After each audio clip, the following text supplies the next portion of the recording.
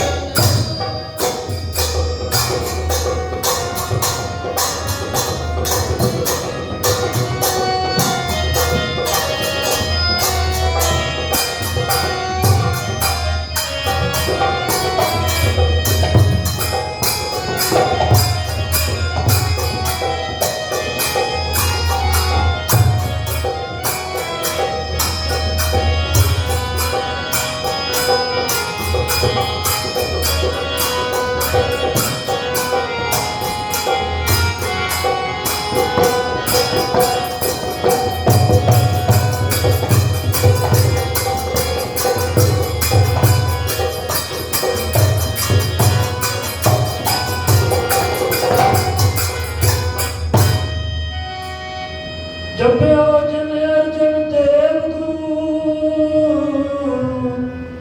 फिर संकट जोन करन न आयो। जब लो नहीं पाग निलार उदय, तब लो ब्रह्म के तेरे बहुत आयो। जब लो नहीं पाग निलार उदय, तब लो ब्रह्म के तेरे बहुत आयो। जब लो नहीं पाग निलार उदय, तब लो ब्रह्म के तेरे बहुत आयो। जब लो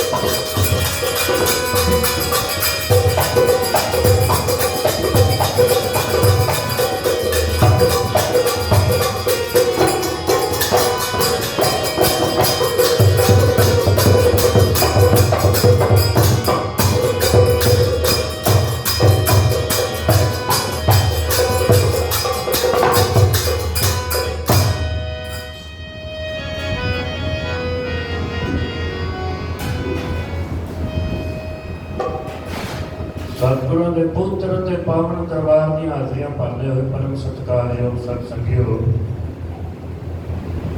आओ जिन्हें भी माई भाई इतने साध संगत के रूप में बैठे ने सारे ने अपनी मन बिरती को एकागर करना है, रसना को पवित्र करना है। सब ने गज के आखना धन सतगुरु नानक देव सच्चे पातशाह। फिर एक बार सारे ने कृपा करनी है। अज उन्होंने गुरुओं को असा याद करना है जिन्हों का अज शहीदी दिहाड़ा जोड़ा सारा संसार ही मना रहा है। कुल लुकाई जी है जगह जगह मेले बना रही है, क्योंकि अज जोड़ा दिन है वो शहीदों के सरताज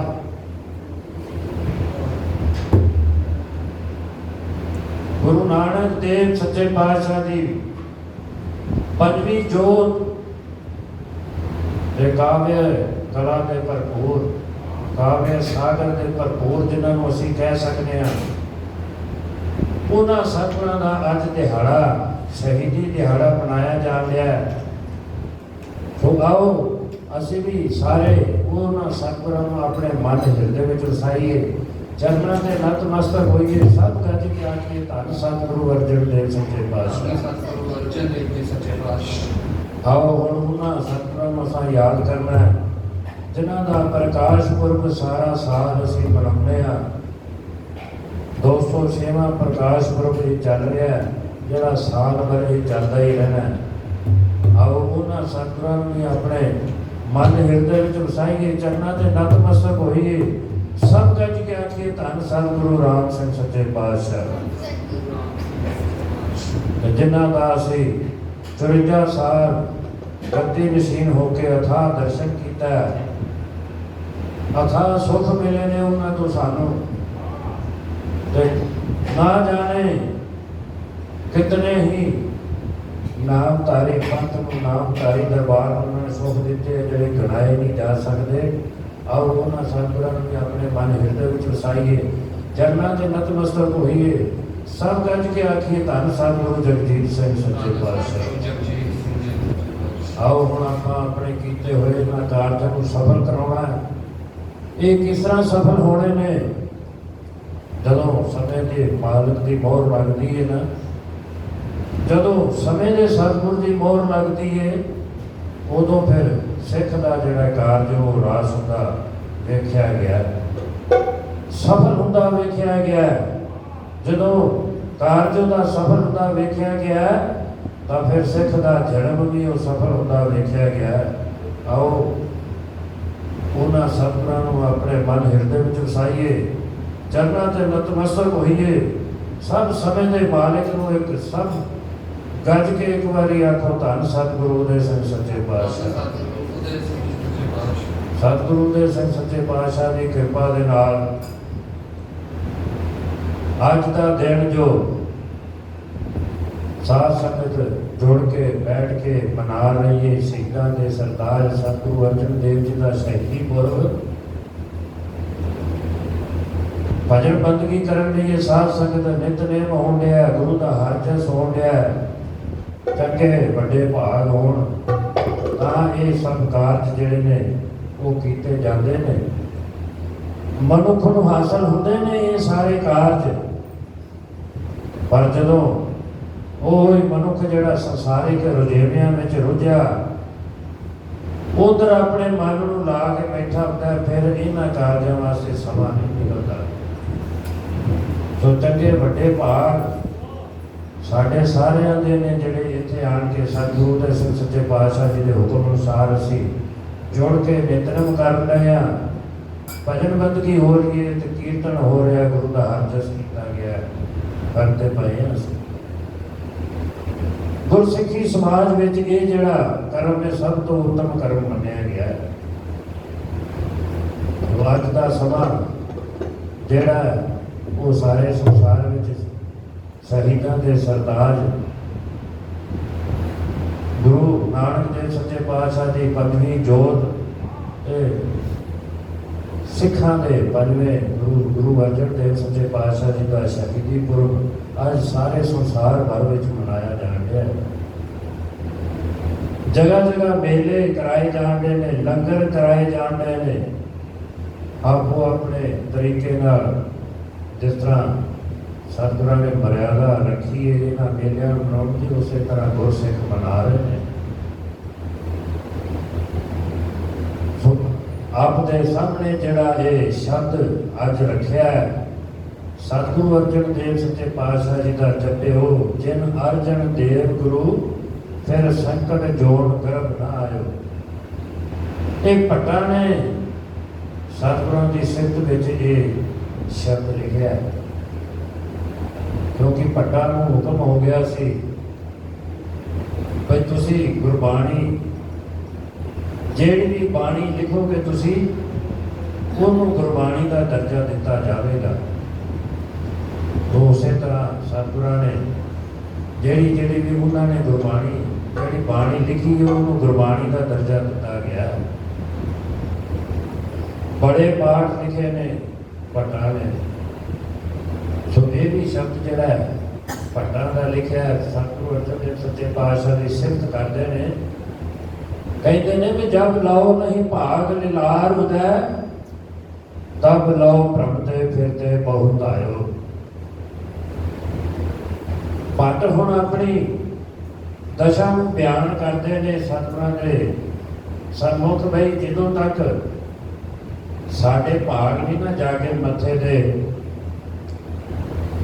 जदों तक साडा वो पुरबला जन्म नहीं ना जागया उदों तक असीं भटकते ही रहे हैं संसार दे विच।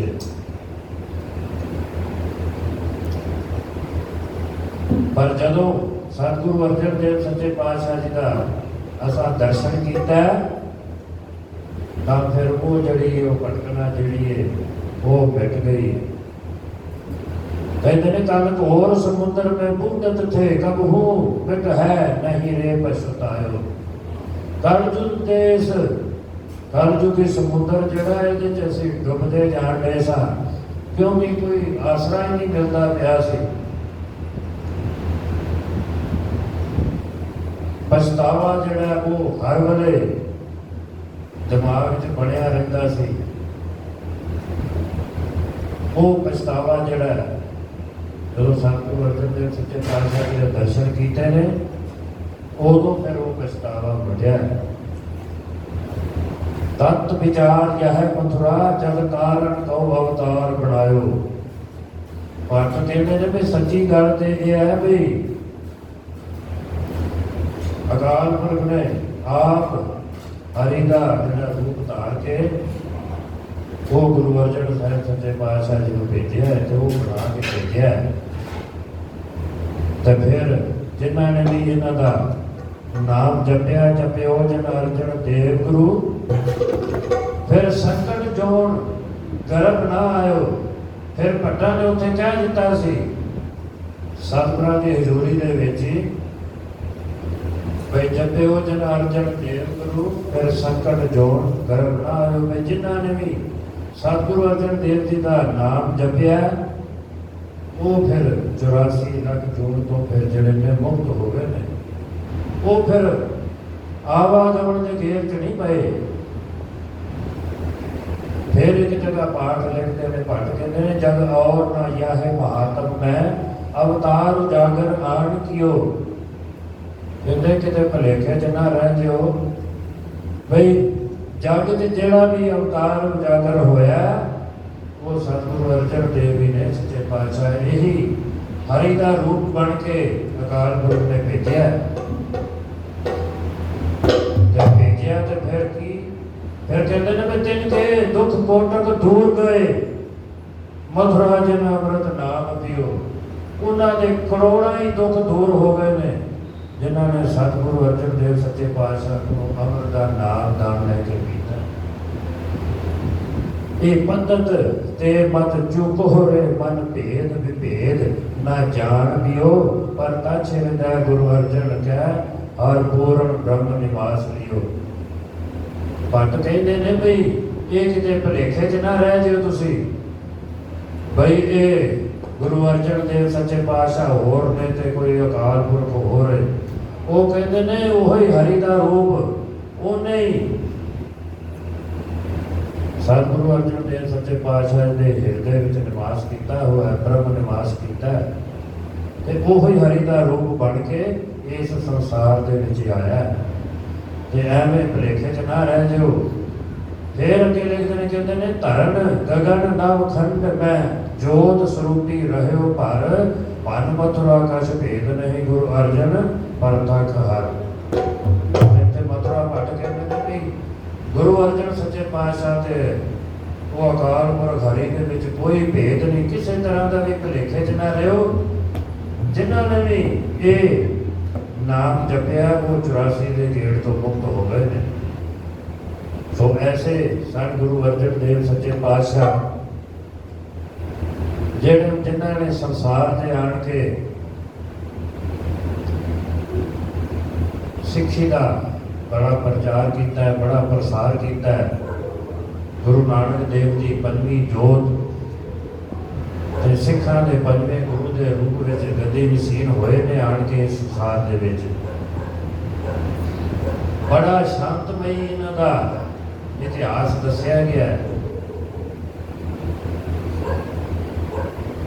बचपन तो देखा जाए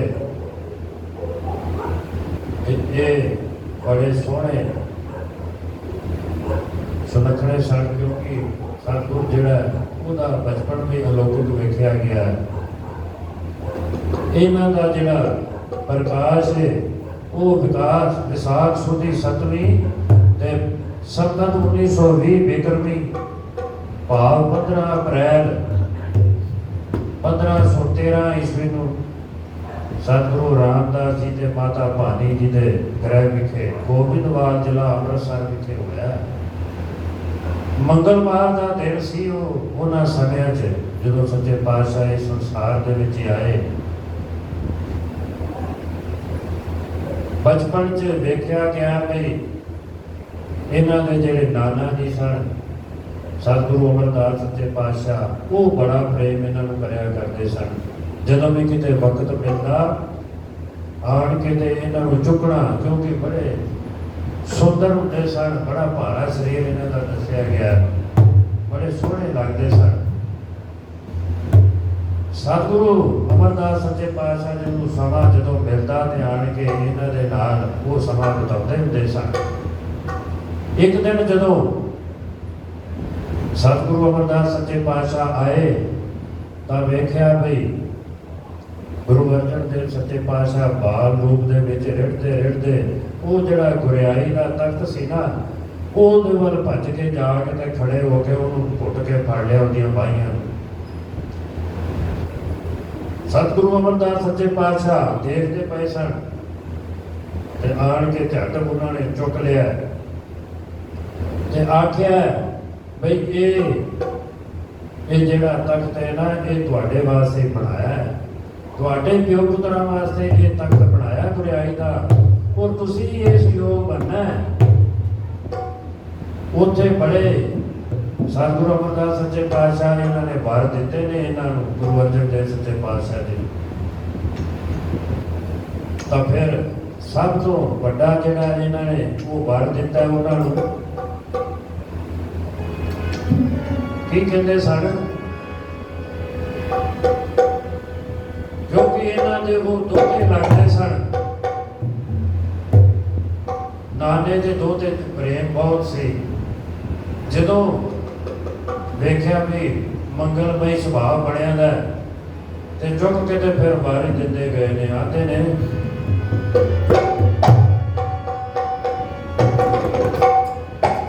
तोता पानी दा पोथा, बई तोता पानी दा पोथा, तोता पानी दा पोथा, बई तोता पानी दा पोथा, तोता पानी दा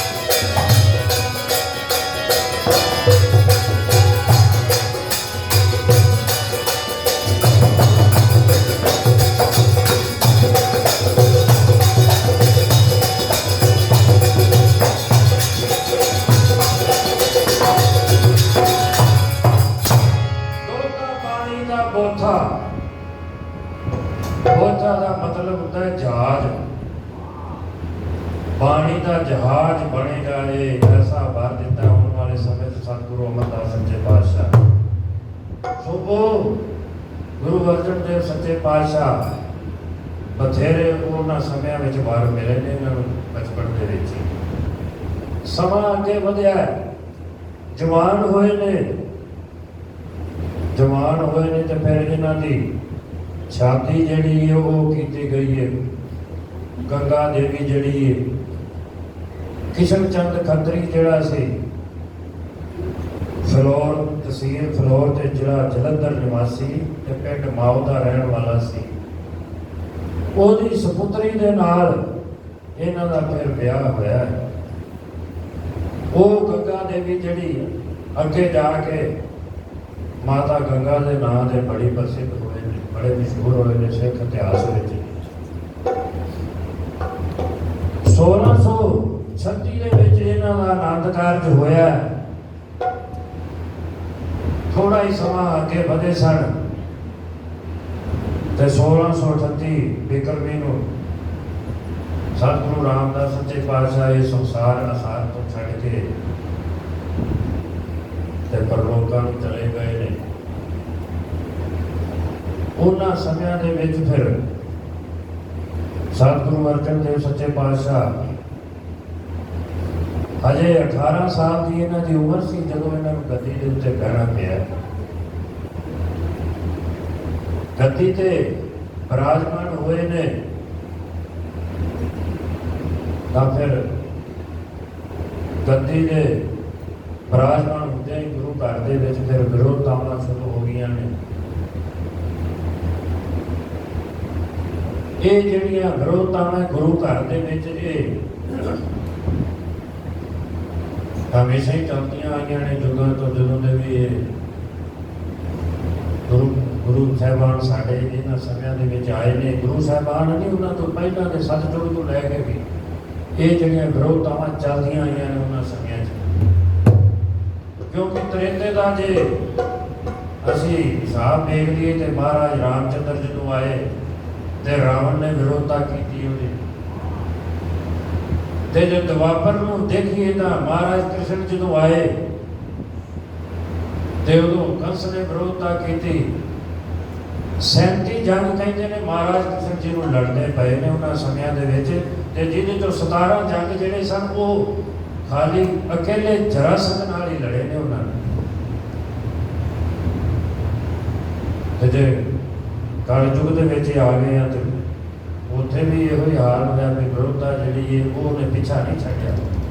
गुरु अर्जन देव सच्चे पातशाह जदों गद्दी ते बैठे ते इन्हां दे जिहड़े वड्डे भरा सन प्रथी चंद जी, उन्होंने इन्हां दी विरोधता करनी शुरू कर दित्ती। उन्हां सोचा भी मैं वड्डा ते इहदा मैं हकदार हां गुरगद्दी दा। पर गुरु रामदास सच्चे पातशाह अपने छोटे पुत्र गुरु अर्जन देव सच्चे पातशाह को ये गद्दी दे के गए ने। विरोधतावां हुण शुरू हो गई ने, कित्थों तक पहुंच गई ने। उदों राज सी, बादशाह जिहड़ा सी जहांगीर जिहड़ा वो राज कर रहा सी उन्हां समयां दे विच। जदों प्रिथी चंद नूं गद्दी नहीं ना मिली तो फिर इन्हें अपने हथ कंडे अपनाने शुरू करते हैं, अपनी चतुरतावां विखाउणियां शुरू करदियां ने। जाके ते इन्हें जहांगीर दे अगे इन्हां दी शिकायतां लाउणियां शुरू कर दित्तियां ने भाई मैं हकदार सां ते मैनूं गद्दी दा हक दवाया जावे। इधरों सतगुरु अर्जन देव सच्चे पातशाह जदों गद्दी ते विराजमान होए ने, इन्हां फिर सब तो पहला की कीता भाई दसवंत वास्ते सिख समाज नूं आख्या भी दसवंत कढ़िया करो, अपनी 10 नुआं की कमाई के विचों दसवंत जरूर गुरु घर च दिया करो। उसकी प्रथा सतगुरु अर्जन देव सच्चे पातशाह जी ने आण के चलाई। उस दसवंत नाल फिर जिहड़ी माया इकट्ठी हुंदी सी, सतगुरु अर्जन देव सच्चे पातशाह धर्म स्थानां ते लाउंदे सन, सिੱਖੀ ਦੇ विस्तार वास्ते लाउंदे सन। उन्हां समयां दे विच ते बड़े बड़े काम लिखे ने उन्हां समयां च सिੱਖੀ ਦਾ बड़ा विस्तार किया है, धर्म स्थानां का बड़ा विस्तार किया है। सब तो पहला सतगुरु अर्जन देव सच्चे पातशाह जिहड़े गुरु रामदास सच्चे पातशाह सरोवर जिहड़े वो आदि में छड्ड के चले गए सन। सतगुरु अर्जन देव सच्चे पातशाह ने उन्होंने उस सरोवर को सब तो पहला मुकम्मल कराया अमृतसर दे विच। वो सरोवर मुकम्मल कराया तो फिर उहदे सरोवर के विच फिर हरि मंदिर दा उसारी की बड़ा वड्डा हरमंदर साहब बनाया। उत्थे जिहदी नींह जिहड़ी है सतगुरु अर्जन देव सच्चे पातशाह अपने एक मुसलमान भगत साईं मियाँ मीर को रखवाई सी उन्हां समयां दे विच।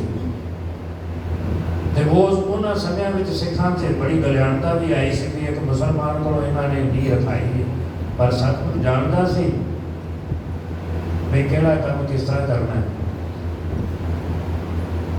पाउण गुरु पानी पिता इस तरह का गुरबाणी अनुसार सतगुरु का सुभाव दस्सिया गया भाई। जिस तरह पाउण जिहड़ी अपनी मर्जी नाल चलती है, कभी चलती है कभी नहीं चलती, किते घट चलती किते वध चलती है, उन्होंने कोई रोक नहीं सकता। ਸਤਿਗੁਰ ਦਾ ਸੁਭਾਅ, ਸਤਿਗੁਰ ਦਾ ਕਰਨ ਦਾ ਜਿਹੜਾ ਕੰਮ ਕਰਨ ਦਾ ਅੰਦਾਜ਼ ਉਹ ਵੀ ਇਸੇ ਤਰ੍ਹਾਂ ਦੱਸਿਆ ਗਿਆ ਹੈ। ਉਹ ਆਪਣੀ ਮਰਜ਼ੀ ਨਾਲ ਜੋ ਚਾਹੇ ਕਰਦਾ ਹੈ, ਕਿਸੇ ਦਾ ਮੁਹਤਾਜ ਨਹੀਂ। ਪਰ ਹੁਣ ਆਖੇ ਕੌਣ ਸਤਿਗੁਰਾਂ ਨੂੰ ਬਈ ਉਹ ਜਿਹੜੀ ਨੀਂਹ ਪੱਥਰ ਮੀਆਂ ਮੀਰ ਕੋਲ ਪਾਇਆ।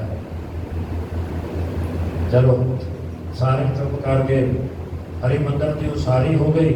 ਉਹ ਹਰਿਮੰਦਰ ਸਤਿਗੁਰਾਂ ਦਾ ਅਰਜਨ ਦੇਵ ਸੱਚੇ ਪਾਤਸ਼ਾਹ ਜਿਹੜਾ ਉਹ ਨਿਸ਼ਾਨਾ ਉਹਨਾਂ ਸਮਿਆਂ 'ਚ ਸਿੱਖਾਂ ਵਾਸਤੇ ਕਾਇਮ ਕੀਤਾ ਸੀ, ਉਹ ਅੱਜ ਵੀ ਦੂਣਾ ਤਰੱਕੀਆਂ ਵਿੱਚ ਹੋ ਕੇ ਬਰਕਰਾਰ ਹੈ। ਉਸੇ ਤਰ੍ਹਾਂ ਉਹ ਲੱਖਾਂ ਦੀ ਗਿਣਤੀ ਵਿੱਚ ਰੋਜ਼ ਲੋਕ ਜਾ ਕੇ ਉੱਥੇ ਆਪਣਾ ਜਨਮ ਸਫਲਾ ਕਰਦੇ ਨੇ, ਨਤਮਸਤਕ ਹੁੰਦੇ ਨੇ ਅੱਜ ਵੀ ਇਹਨਾਂ ਸਮਿਆਂ ਦੇ ਵਿੱਚ। ਸੋ ਸਤਿਗੁਰੂ ਅਰਜਨ ਦੇਵ ਸੱਚੇ ਪਾਤਸ਼ਾਹ ਜਿਹੜੇ ਵੀ ਨਿਸ਼ਾਨੇ ਲਾਏ ਨੇ, ਬੜੇ ਹੀ ਕਾਮਯਾਬ ਨਿਸ਼ਾਨੇ ਲਾਏ ਨੇ, ਔਰ ਉਹ ਨਿਸ਼ਾਨੇ ਹਮੇਸ਼ਾ ਸਿੱਖਾਂ ਵਾਸਤੇ ਜਨਮ ਸਫਲਾ ਕਰਦੇ ਆਏ। ਫਿਰ ਸਤਿਗੁਰਾਂ ਨੇ 2 ਪਿੰਡਾਂ ਦੀ ਜ਼ਮੀਨ ਜਿਹੜੀ ਉਹਨਾਂ ਸਮਿਆਂ ਵਿੱਚ 1,57,000 ਰੁਪਏ ਦੀ ਖਰੀਦੀ। ਉਹਨਾਂ ਸਮਿਆਂ 'ਚ ਹਿਸਾਬ ਲਾਓ ਵੀ 1,57,000 ਤੇ ਅੱਜ ਉਹ ਕਿੰਨਾ ਹੋਵੇਗਾ।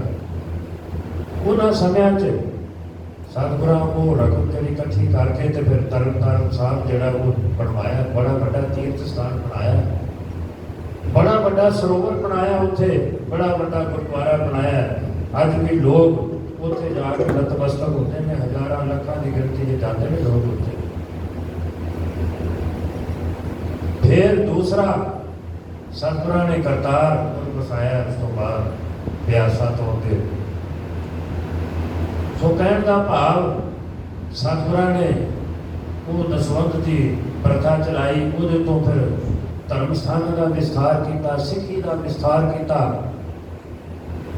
ਸਭ ਤੋਂ ਵੱਡਾ ਜਿਹੜਾ ਉਪਕਾਰ ਜਿਹੜਾ ਉਹ ਸਿੱਖ ਸਮਾਜ ਦੇ ਇਹਨਾਂ ਨੇ ਕੀਤਾ,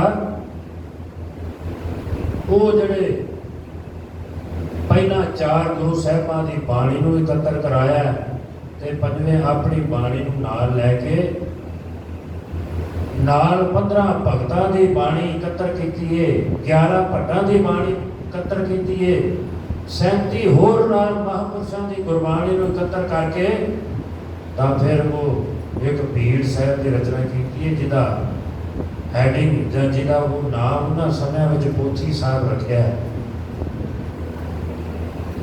ਉਹ ਪੋਥੀ ਸਾਹਿਬ ਜਦੋਂ ਪ੍ਰਕਾਸ਼ਮਾਨ ਸਭ ਤੋਂ ਪਹਿਲਾਂ ਕੀਤਾ ਹਰਿਮੰਦਰ ਸਾਹਿਬ ਵਿੱਚ ਕੀਤਾ ਗਿਆ ਉਹਨਾਂ ਸਮਿਆਂ ਦੇ ਵਿੱਚ 1661 ਵਿਕਰਮੀ ਦੀ ਇਹ ਗੱਲ ਹੈ। ਬਾਬਾ ਬੁੱਢਾ ਜੀ ਸਭ ਤੋਂ ਪਹਿਲਾਂ ਗ੍ਰੰਥੀ ਹੋਏ ਨੇ ਗੁਰੂ ਹਰਿਮੰਦਰ ਸਾਹਿਬ ਜੀ ਦੇ। ਸੋ ਉਹ ਉਦੋਂ ਤੋਂ ਲੈ ਕੇ ਫਿਰ ਸਤਿਗੁਰਾਂ ਨੇ ਕੀਰਤਨ ਆਰੰਭ ਕਰਨਾ ਸ਼ੁਰੂ ਕਰਵਾਇਆ, ਕਿਉਂਕਿ ਬਾਣੀ ਨੂੰ ਇਕੱਠਾ ਕਰਵਾ ਕੇ ਤੇ ਉਹਨਾਂ ਨੇ ਪੋਥੀ ਸਾਹਿਬ ਦੀ ਰਚਨਾ ਕੀਤੀ। ਉਦੋਂ ਤੋਂ ਲੈ ਕੇ ਫਿਰ ਕੀਰਤਨ ਹੁੰਦਾ ਰਿਹਾ, ਸਾਡੀ ਦੀ ਬਾਤ ਦਾ ਕੀਰਤਨ ਹੁੰਦਾ ਰਿਹਾ। ਉਹ ਜਿਹੜੇ ਕੀਰਤਨ ਹੁੰਦੇ ਰਹੇ ਨੇ ਉਦੋਂ ਤੋਂ ਫਿਰ ਪ੍ਰਚਲਿਤ ਹੋਏ ਨੇ। ਇਹਨਾਂ ਦੇ ਜਿਹੜੇ ਗੁਰੂ ਘਰ ਦੇ ਕੀਰਤਨੀਏ ਸਨ, ਸੱਤਾ ਦੇ ਬਲਵੰਡਾ, ਉਹ ਕੀਰਤਨ ਕਰਿਆ ਕਰਦੇ ਸਨ। ਇੱਕ ਦਿਨ ਉਹ ਕੁਝ ਇਸ ਤਰ੍ਹਾਂ ਦਾ ਸਮਾਂ ਬਣ ਗਿਆ ਕਿ ਉਹ ਨਾਰਾਜ਼ ਹੋ ਗਏ।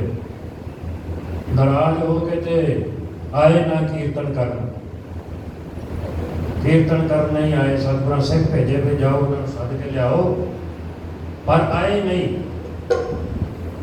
ਉਲਟਾ ਸਤਿਗੁਰਾਂ ਨੂੰ ਕੁਝ ਉਹਨਾਂ ਨੇ ਅਯੋਗ ਸ਼ਬਦ ਕਹੇ।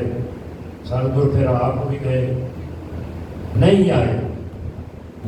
ਸਤਿਗੁਰਾਂ ਦੇ ਹੁੰਦਿਆਂ ਉੱਥੇ ਇਹਨਾਂ ਦੇ ਵੱਡਿਆਂ ਨੂੰ ਵੀ ਸਤਿਗੁਰੂ ਨਾਨਕ ਦੇਵ ਸੱਚੇ ਪਾਤਸ਼ਾਹ ਜੀ ਨੂੰ ਵੀ ਬੜੇ ਅਯੋਗ ਸ਼ਬਦ ਕਹੇ ਬਈ ਜੇ ਬਾਲਾ ਤੇ ਮਰਦਾਨਾ ਉਦੋਂ ਮਰਾਸੀ ਨਾ ਹੁੰਦੇ ਤੇ ਗੁਰੂ ਨਾਨਕ ਨੂੰ ਕੌਣ ਜਾਣਦਾ ਸੀ।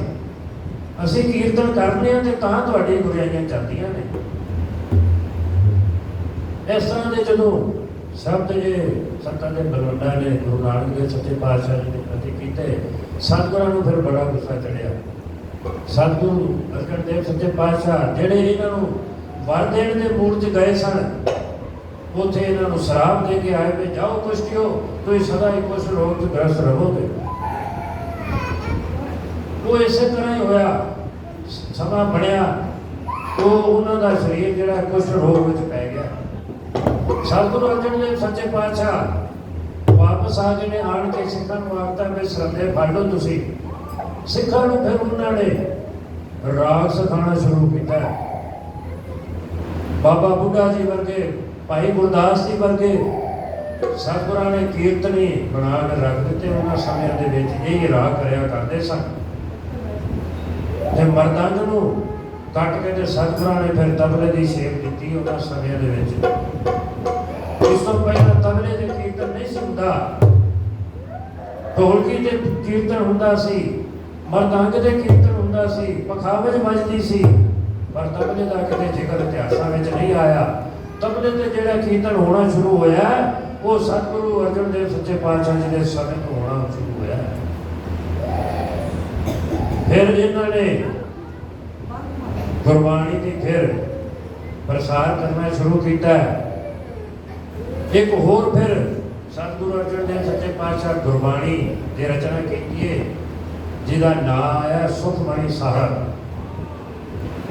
सुखां दी मणि उस बाणी नूं तैयार किया। फिर ये इन्होंने नाम जपण ये जोर दिता है, किस तरह नाम जपीदा है, नाम जपण के की लाभ ने, की सिफतां ने नाम दियां, ये फिर सतगुरां ने जोर दिता है ते दस्सिया भी नाम किस तरह होता है।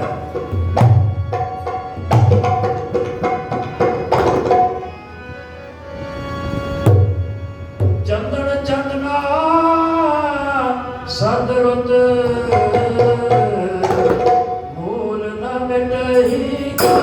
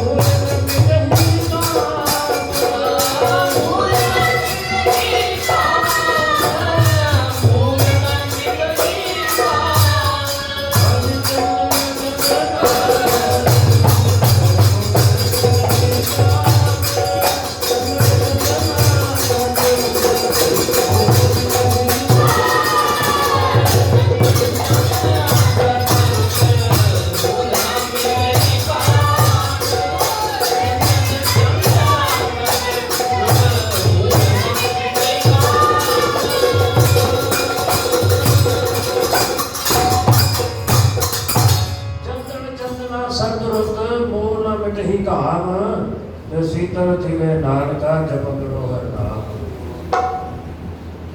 कहते हैं चंदन भी इतना ठंडा नहीं हो सकता, सतरुत भी इतनी ठंडी नहीं हो सकती जिदा जिदा शीतल नाम। सतगुरां ने दसिया कि जिदा ठंडा जिहड़ा नाम होता है ना, ऐडा कोई भी ना तो चंदन हो सकता है ना ही सतरुत हो सकती है। सो कहने का भाव सतगुरां ने उस सुखां की मणि जिहड़ी सुखमणि साहिब गुरबाणी सी ਉਹਦੇ ਵਿੱਚ ਇਹਨਾਂ ਨੇ ਆਣ ਕੇ ਫਿਰ ਨਾਮ ਜਪਣ ਦੀ ਫਿਰ ਜਾਤ ਦੱਸੀਏ, ਉਹਦੇ ਗੁਣ ਦੱਸੇ ਨੇ, ਉਹਦੀਆਂ ਸਿਫਤਾਂ ਦੱਸੀਆਂ ਨੇ। ਇਹ ਫਿਰ ਗੁਰਬਾਣੀ ਨੂੰ ਲੈ ਕੇ ਤੇ ਫਿਰ ਸਾਰਾ ਸਿੱਖ ਸਮਾਜ ਦੀ ਪੂਰੀ ਦੁਨੀਆ ਹੀ सतगुरु अर्जन देव सच्चे पातशाह जी की रचना की हुई गुरबाणी को लैके अपना जन्म सफला करती आई है। अज तक जगह जगह अज तक वो गुरबाणी का पाठ किया जाता है। कोई दुख होए, कोई कष्ट होवे तो लोग घर च फिर सुखमणि साहिब का पाठ कराते हैं। तो सतगुरु नानक देव सच्चे पातशाह जी की वो रची हुई बाणी जिहड़ी है अज भी दुखियां दे दुख दूर करन दी है, कष्टां दा निवारण करन दी है।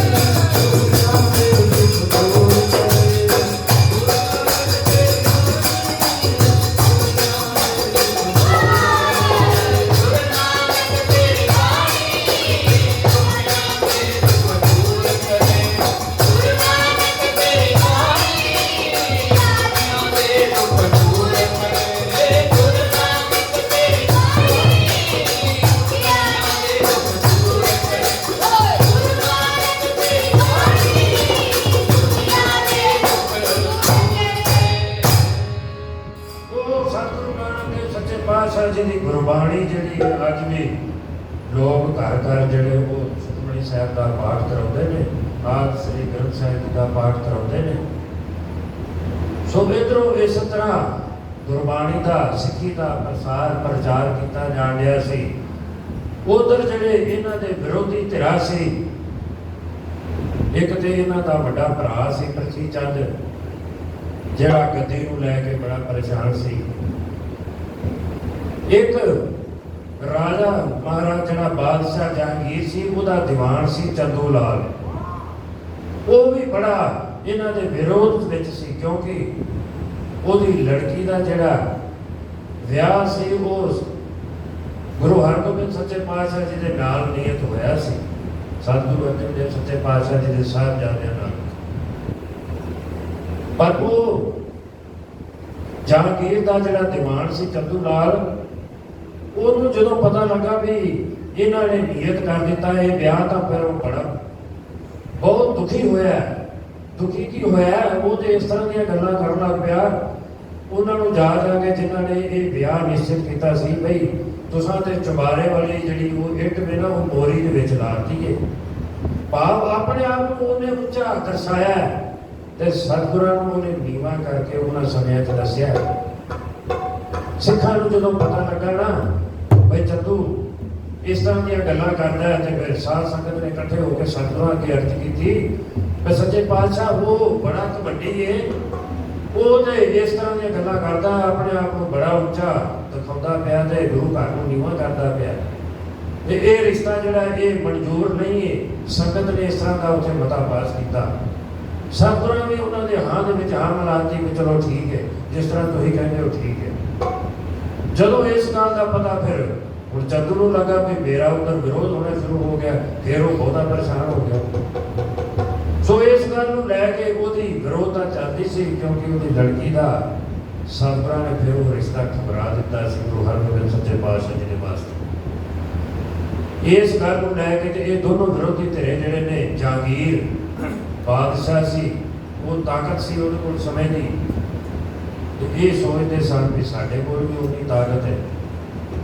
ਬੱਚਿਆਂ ਵੀ ਜਿਹੜਾ ਜਾ ਕੇ ਉਹ ਜਹਾਂਗੀਰ ਨੂੰ ਕਹਿੰਦਾ ਸੀ ਵੀ ਗੁਰੂ ਨਾਨਕ ਦੀ ਜੋਤ ਜਿਹੜੀ ਹੈ, ਪੰਜਵੀਂ ਗੁਰੂ ਅਰਜਨ ਦੇਵ ਸੱਚੇ ਪਾਤਸ਼ਾਹ ਪੰਜਾਬ ਵਿੱਚ ਅੱਜ ਕੱਲ੍ਹ ਜਿਹੜਾ ਪ੍ਰਸਾਰ ਕਰ ਰਹੇ ਨੇ ਨਾ ਸਿੱਖੀ ਦਾ, ਉਹ ਇਸਲਾਮ ਧਰਮ ਦੇ ਵਿਰੁੱਧ ਕਰ ਰਹੇ ਨੇ, ਤੇ ਤੁਸੀਂ ਇਹਨਾਂ ਨੂੰ ਰੋਕੋ ਜਾ ਕੇ,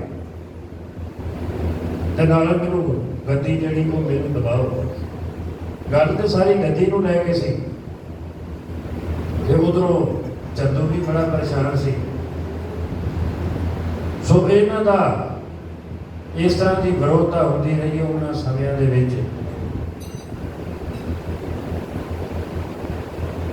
ਇਸ ਗੱਲ ਦਾ ਜਦੋਂ ਜਹਾਂਗੀਰ ਨੂੰ ਪਤਾ ਲੱਗਾ, ਸ਼ਿਕਾਇਤਾਂ ਤੇ ਸ਼ਿਕਾਇਤਾਂ ਹੋਣੀਆਂ ਸ਼ੁਰੂ ਹੋ ਗਈਆਂ ਬਈ ਗੁਰੂ ਅਰਜਨ ਦੇਵ ਸੱਚੇ ਪਾਤਸ਼ਾਹ ਇਸਲਾਮ ਧਰਮ ਨੂੰ ਨੀਵਾਂ ਵਿਖਾਉਣ ਵਾਸਤੇ ਉਹਨਾਂ ਦੇ ਵਿਰੁੱਧ ਕੰਮ ਕਰਨ ਦੇ ਨੇ, ਆਪਣੇ ਜਿਹੜੇ ਗ੍ਰੰਥ ਉਹਨਾਂ ਨੇ ਬਣਾਏ ਨੇ ਉਹਦੇ ਵਿੱਚ ਗਲਤ ਢੰਗ ਨਾਲ ਇਸਲਾਮ ਧਰਮ ਨੂੰ ਦਰਸਾਇਆ ਗਿਆ, ਤਾਂ ਫਿਰ ਇਹਨਾਂ ਦੀ ਹਾਜ਼ਰੀ ਲਵਾਉਣੀ ਫਿਰ ਲਾਜ਼ਮੀ ਹੋ ਗਈ। ਉਹਨਾਂ ਸਮਿਆਂ ਵਿੱਚ ਹੁਕਮ ਭੇਜਤਾ ਜਹਾਂਗੀਰ ਨੇ ਬਈ ਇਹਨਾਂ ਨੂੰ ਉੱਥੇ ਲਾਹੌਰ ਦੇ ਵਿੱਚ ਸੱਦਿਆ ਜਾਵੇ। ਗੁਰੂ ਅਰਜਨ ਦੇਵ ਸੱਚੇ ਪਾਤਸ਼ਾਹ ਜੀ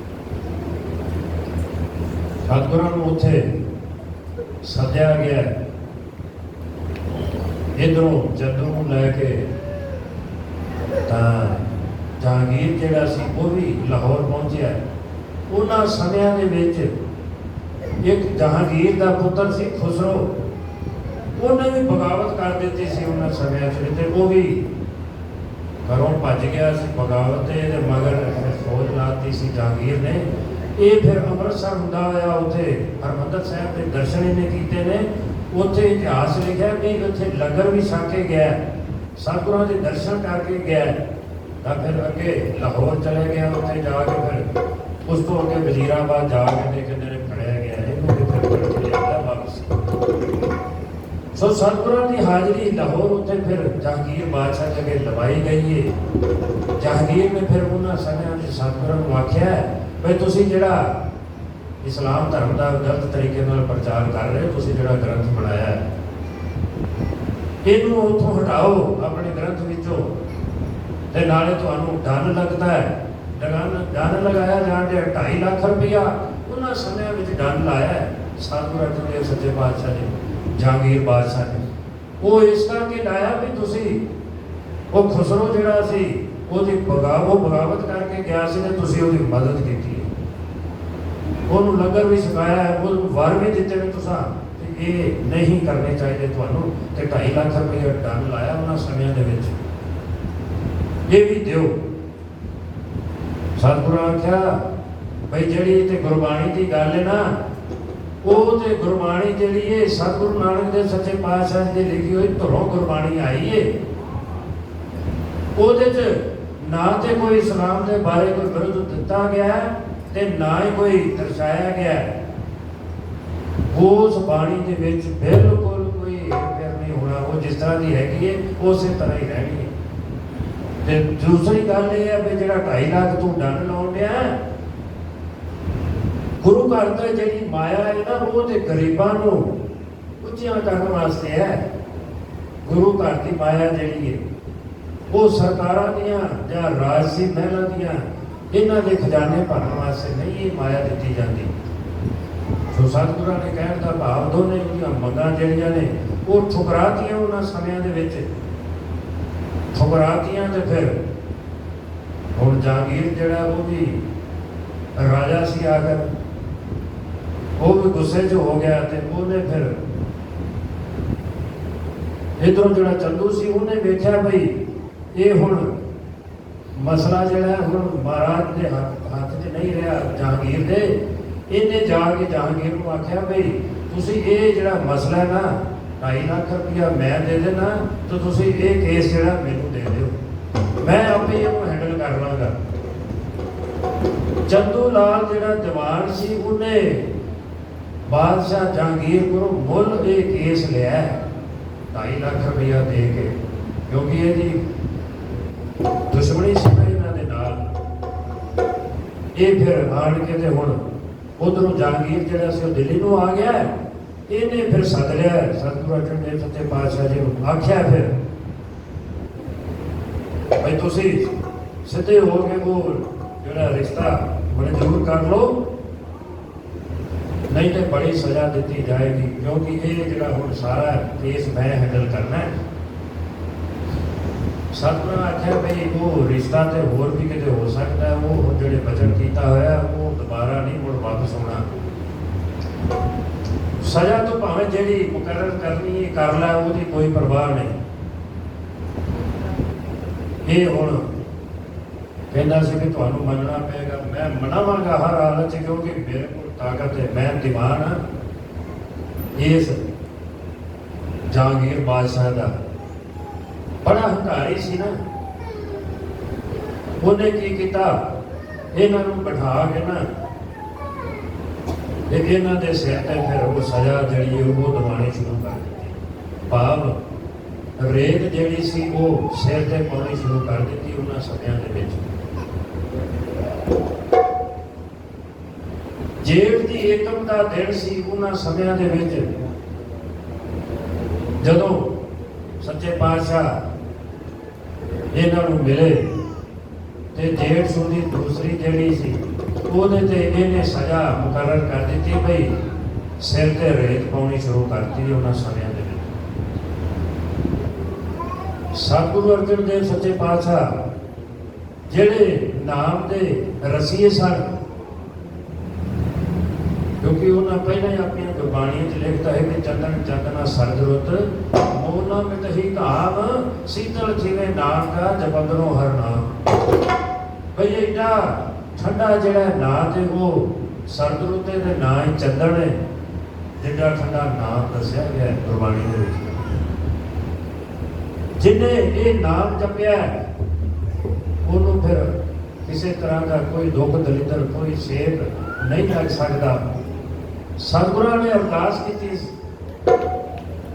ਤੇ ਜਿਸ ਤਰ੍ਹਾਂ ਕਿ ਇਹਨੇ ਫਿਰ ਆਪਣਾ ਜਿਹੜਾ ਚੰਦੂ ਲਾਲ ਦਾ ਜ਼ੋਰ ਚੱਲਿਆ ਇਹਨੇ ਚਲਾਇਆ, ਫਿਰ ਬਹਿ ਕੇ ਸਤਿਗੁਰਾਂ ਦੇ ਸਿਰ ਦੇ ਵਿੱਚ ਰੇਤ ਪਾਉਣੀ ਸ਼ੁਰੂ ਕੀਤੀ ਉਹਨਾਂ ਸਮਿਆਂ ਵਿੱਚ। ਪਰ ਸਤਿਗੁਰਾਂ ਦੀ ਸਾਡੇ ਸਤਿਗੁਰੂ ਸਾਹਿਬਾਂ ਦੀ ਬਰਦਾਸ਼ਤ ਸ਼ਕਤੀ ਬਹੁਤ, ਗੁਰਬਾਣੀ ਦੇ ਕਿਉਂਕਿ ਰਸੀਏ ਸਨ, ਗੁਰਬਾਣੀ ਦੇ ਕਰਤਾ ਸਨ, ਅੰਦਰ ਠੰਡ ਸੀ ਤਾਂ ਫਿਰ ਉਹ ਜਿਹੜਾ ਸੇਕ ਜਿਹੜਾ ਉਹ ਨਹੀਂ ਕੰਮ ਕਰ ਸਕਿਆ ਉਹਨਾਂ ਸਮਿਆਂ ਦੇ ਵਿੱਚ। ਕਿਸੇ ਕਵੀ ਨੇ ਲਿਖਿਆ ਵੀ ਜੇਠੀ ਸ਼ਿਖਰ ਦੁਪਹਿਰੇ ਸੂਰਜ ਅਗਨੀ ਬਾਣ ਚਲਾਉਂਦਾ ਤੱਕਿਆ। ਉਹਨਾਂ ਸਮਿਆਂ ਦਾ ਜ਼ਿਕਰ ਕੀਤਾ ਵੀ ਉਦੋਂ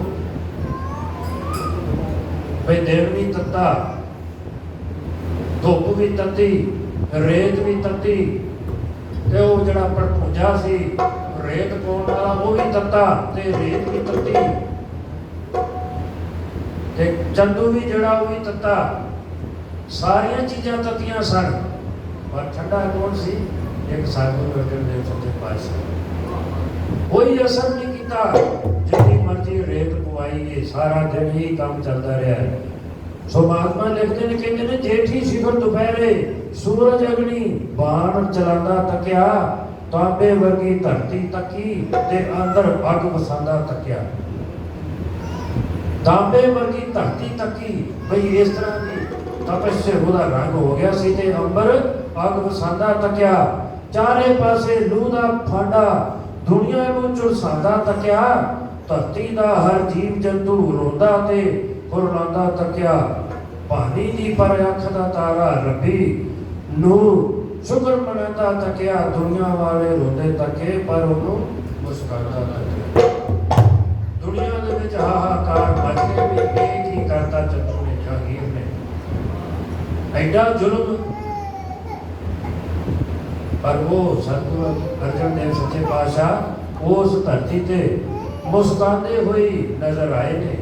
ਬਿਲਕੁਲ ਜਰਾ ਵੀ ਉਹਨਾਂ ਦੇ ਮਨ ਤੇ ਅਸਰ ਨਹੀਂ ਹੋਇਆ। ਜਦੋਂ ਇਸ ਤਰ੍ਹਾਂ ਦੀ ਸਜ਼ਾ ਉਹਨੇ ਮੁਕਰਰ ਕੀਤੀ ਤਾਂ ਫਿਰ ਹਾਹਾਕਾਰ ਜਦੋਂ ਮਚਦੀ ਤੇ ਫਿਰ ਕਿਸੇ ਆਖਿਆ ਜਾ ਕੇ ਪੀਰ ਤਾਈ। ਹੁਣ ਪੀਰ ਕਿਹੜਾ ਸੀ? ਇਹ ਮੀਆਂ ਮੀਰ ਜਿਹੜਾ ਪੀਰ ਸੀ, ਸਾਈਂ ਮੀਆਂ ਮੀਰ ਜਿਹੜਾ, ਜਿਹਦੇ ਕੋਲ ਸਤਿਗੁਰੂ ਅਰਜਨ ਦੇਵ ਸੱਚੇ ਪਾਤਸ਼ਾਹ ਹਰਿਮੰਦਰ ਸਾਹਿਬ ਦੀ ਨੀਂਹ ਰਖਾਈ ਸੀ। ਇਹ ਗੁਰੂ ਘਰ ਦਾ ਬੜਾ ਸਤਿਕਾਰੀ ਸੀ। ਔਰ ਉਧਰੋਂ ਮੁਸਲਿਮ ਸਮਾਜ ਦਾ ਬੜਾ ਵੱਡਾ ਸੰਤ ਸੀ, ਪੀਰ ਸੀ। ਇਹਨੂੰ ਪਤਾ ਲੱਗਾ, ਕਿਸੇ ਨੇ ਆਖਿਆ ਜਾ ਕੇ ਪੀਰ ਤਾਈ, ਲਾਲ ਤਵੀ ਦੇ ਥੱਲੇ ਲੱਟ ਅੱਗ ਦੇ ਲੰਬੂ ਬਲਦੇ ਤੱਕੇ। ਉਸ ਤਵੀ ਦੇ ਬੈਠੇ ਸਤਿਗੁਰ ਭਾਣੇ ਅੰਦਰ ਚੱਲਦੇ ਤੱਕੇ। ਜੋ ਜੋ ਮਿਲੇ ਤਸੀਹੇ ਉਹ ਨਾਲ ਸਬਰ ਦੇ ਝਾਲਦੇ ਤੱਕੇ। ਪੱਥਰ ਵਰਗੇ ਜਿਗਰੇ ਜਿਹੜੇ ਮੋਮ ਦੇ ਵਾਂਗੂ ਢਾਦੇ ਤੱਕੇ। ਸਤਿਗੁਰੂ ਨਾਨਕ ਪੰਜਵੇਂ ਜਾਮੇ ਅੰਦਰ ਦੁੱਖ ਉਠਾਉਂਦਾ ਤੱਕਿਆ ਤੇ ਦੁਨੀਆ ਵਾਲੇ ਰੋਂਦੇ ਤੱਕੇ, ਪਰ ਉਹਨੂੰ ਮੁਸਕਰਾਉਂਦਾ ਤੱਕਿਆ। ਹੁਣ ਜੇਠ ਸੁਦੀ ਦੂਸਰੀ ਇੱਕ ਦਿਨ ਦਾ ਅਸਰ ਨਹੀਂ ਨਾ ਹੋਇਆ ਸਤਿਗੁਰਾਂ ਦੇ, ਤੇ ਚੰਦੂ ਨੇ ਕੀ ਕੀਤਾ? ਬਈ ਆਖਿਆ ਵੀ ਹਿਸਾਬ ਨੂੰ ਬਈ ਤੁਸੀਂ ਹੁਣ ਮੰਨ ਜਾਓ ਤੇ ਚੰਗਾ, ਨਹੀਂ ਤੇ ਦੂਸਰੇ ਦਿਨ ਫਿਰ ਹੋਰ ਤੁਹਾਨੂੰ ਇਸ ਤੋਂ ਜ਼ਿਆਦਾ ਜਿਹੜੀ ਉਹ ਸਖਤ ਸਜ਼ਾ ਦੇਣੀ। ਸਤਿਗੁਰੂ ਆਖਿਆ ਤੂੰ ਸਜ਼ਾ ਜਿਹੜੀ ਮਰਜ਼ੀ ਮੁਕਰਰ ਕਰਦਾ, ਪਰ ਜਿਹੜਾ ਬਜਟ ਤੇਰੇ ਨਾਲ ਹੋ ਗਿਆ ਉੱਥੋਂ ਨਹੀਂ ਹੋਣਾ ਸਮਝਾਣਾ।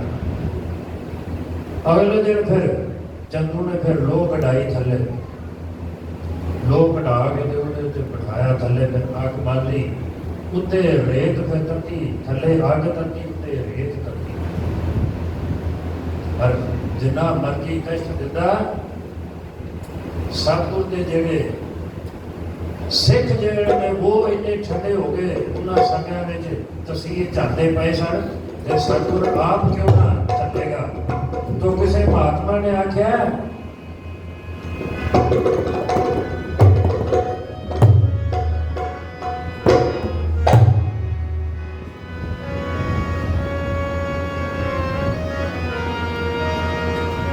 ओ तेरा मंदिर जा विच रहिंदे जिन्हां दे मुख नाल मोए ओ तेरा मंदिर जा